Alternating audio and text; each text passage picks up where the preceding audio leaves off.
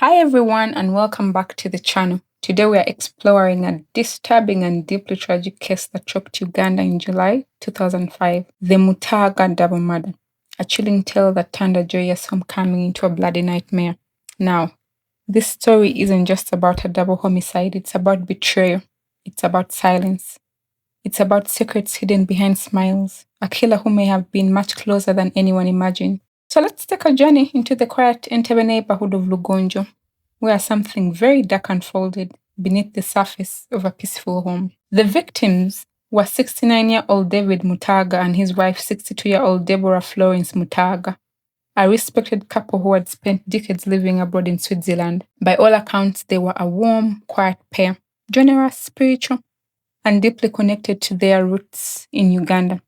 In early July 2005, after years abroad, they returned home permanently. A homecoming marked with joy. Family and friends gathered in their Lugonjo Nachiwogo cell home, a modest but secure residence within Entebbe municipality. The couple had been preparing to live out their golden years, surrounded by loved ones and familiar soil. But just days after that joyful reunion, they were murdered. In the early hours of Sunday morning around 2 a.m., a figure emerged, silent, masked, and determined. CCTV footage later reviewed by authorities revealed a single intruder scaling the compound wall using an electric pole. There were no signs of forced entry at the ghetto doors. The killer knew exactly where they were going and exactly whom they came from. Once inside, the intruder crept into the couple's home. Moments later, David and Deborah were brutally stabbed to death.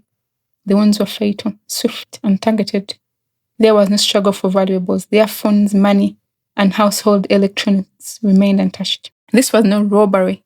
It was a cold, calculated assassination. Police believe the killer called the victims by name during the attack, a bone-chilling detail that strongly suggests the perpetrator knew them personally.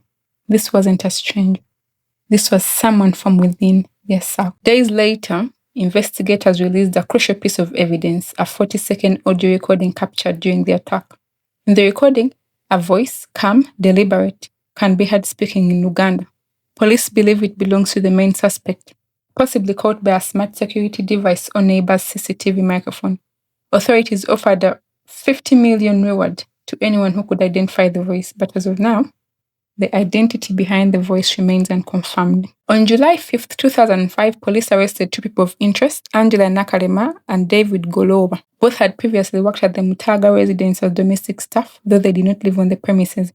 Their names surfaced after CCTV review showed them leaving the compound just before the murders. Their exit suspiciously aligned with the intruder's arrival. As of now, they are not formally charged with the murders. Authorities are continuing forensic analysis of their movements and phone records and have not ruled them as suspects or accomplices. As the community struggled to make sense of the killings, a possible motive began to emerge.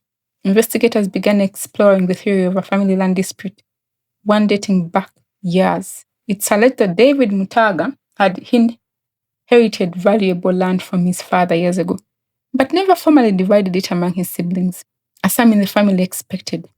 This simmering resentment buried beneath politeness and distance may have festered into anger and ultimately violence. Could the killer have been acting on behalf of someone who felt cheated, someone who believed David's return to Uganda meant they would be cut out of an inheritance forever?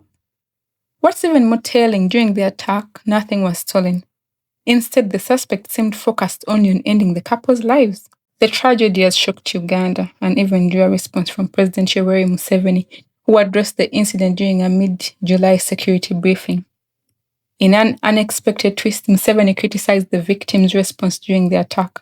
He stated that Deborah had called relatives instead of the police as the events unfolded, potentially losing crucial minutes that could have summoned emergency assistance.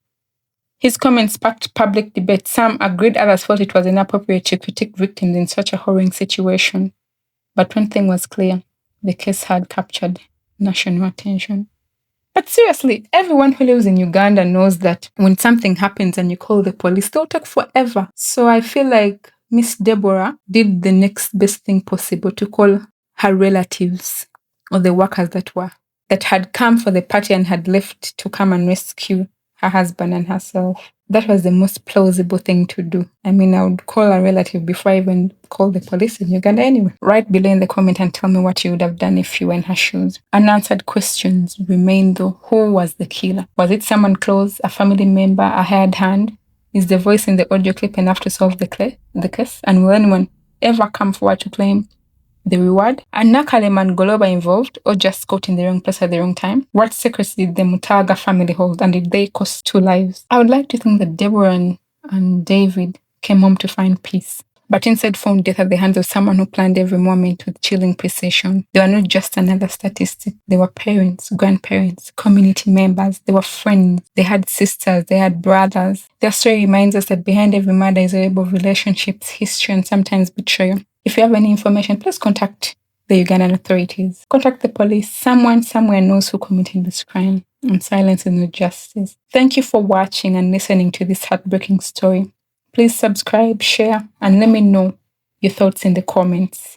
And as always, stay safe, stay alert, and remember, justice begins with awareness. See you on the next one. Bye.